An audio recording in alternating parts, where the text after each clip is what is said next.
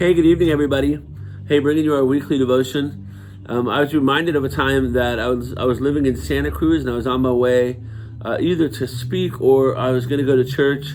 I'd stopped off at a favorite coffee shop, and I remember it was an interesting scene. I pulled into a spot, and right in front of me were just some kids throwing rocks as hard as they could into the ocean. And I just thought it was really fascinating because they were throwing them hard, but what was interesting is the wind was blowing really hard in from the ocean.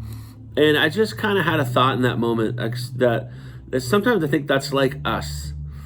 We often fight really hard against the things that maybe come against us. Sometimes we feel like we've got to fight against the things that are right in front of us, and we end up fighting the wind. And that was the thought that I had. I just, as hard as they heaved the rocks, there was nothing they could do to stop it. And as hard as they tried with all their might, it kept coming. And in that moment, I think the Lord reminded me that it wasn't my job to fight the wind. It wasn't my job to fight against necessarily everything that comes my way. And sometimes these things seem big and they seem overwhelming.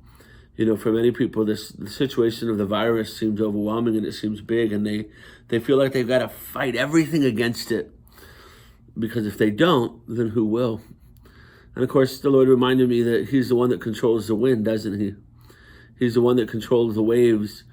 And I thought, there was another image I always found fascinating when I would be at the ocean, is the waves crash against the walls, and it crashed against the walls of the ocean, or not against the ocean, but against the land, and it would break it apart.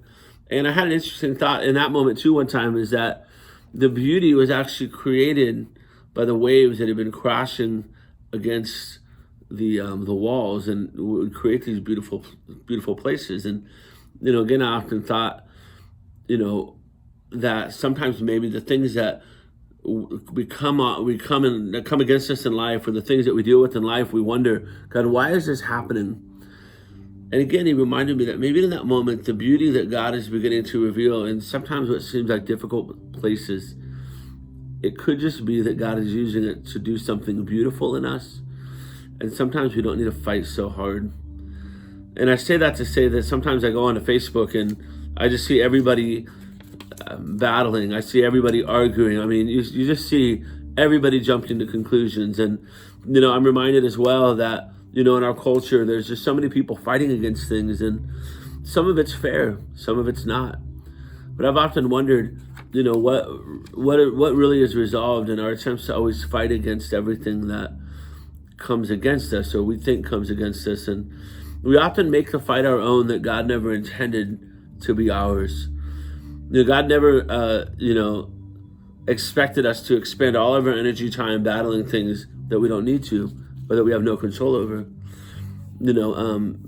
Often when Israel would go into battle, it's like God would kind of remove all their weapons, and they would have to march around singing. We think of Jericho, or you think of when God took another time when He took them out, and He whittled the army down to just an impossibly small number, because God wanted to remind them that it wasn't about them, and it really wasn't their battle, but that God was at work, and God was going to do what He needed to do, because ultimately He knows what's best for us.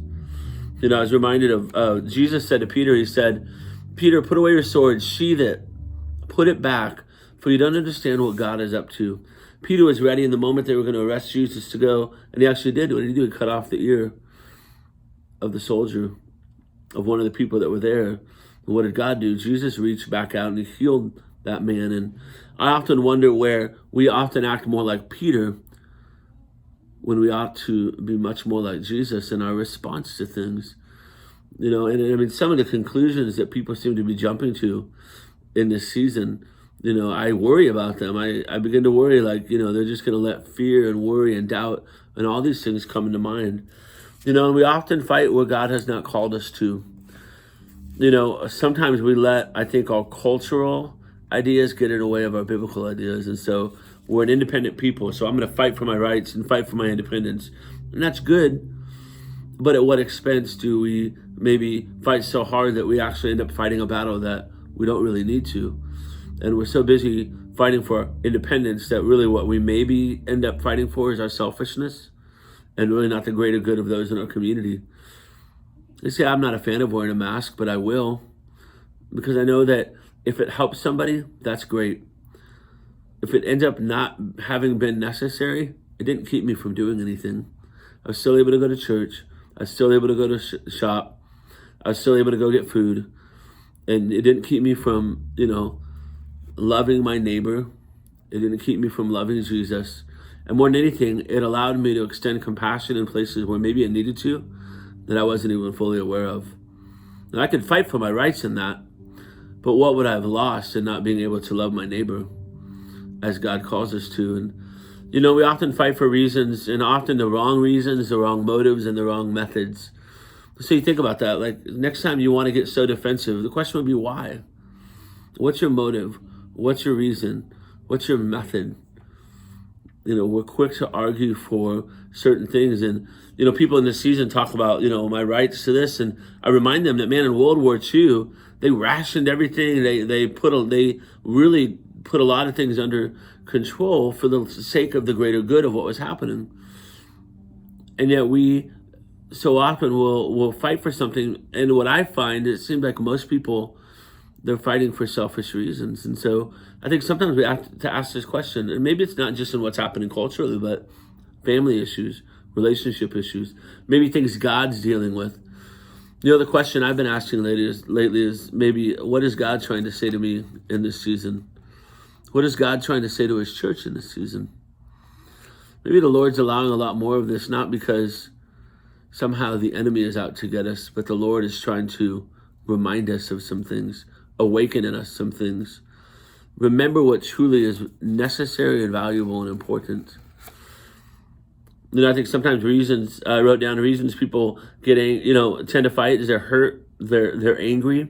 They have misplaced righteous motives, like Peter did. He meant well, but he was just wrong. Oftentimes we respond culturally instead of biblically. And so, again, what does God call us to do? Live holy. Our fight is found on our knees in prayer.